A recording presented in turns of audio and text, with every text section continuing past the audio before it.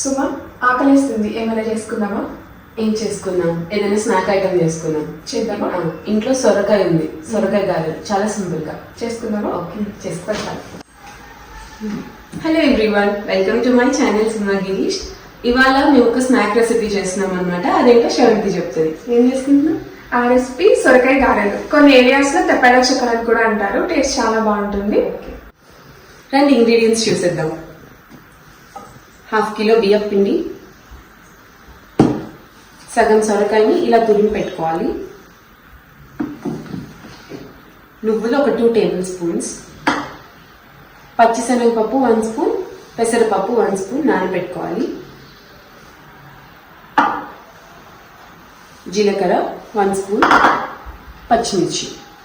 జీలకర్ర పచ్చిమిర్చిని మిక్సీ పట్టుకోవాలి. అది నెక్స్ట్ చూపిస్తాను. Let's start the process. చూసారు కదా, ఇలా ముద్దలా రావాలి.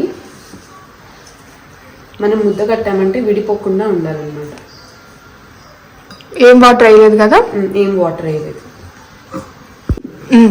ఇలాంటి ఒక ఆయిల్ ప్యాకెట్ కానీ, బటర్ పేపర్ కానీ, లేకపోతే అరిటాకు ఉంటుంది కదా, దాని మీద కూడా చేసుకోవచ్చు.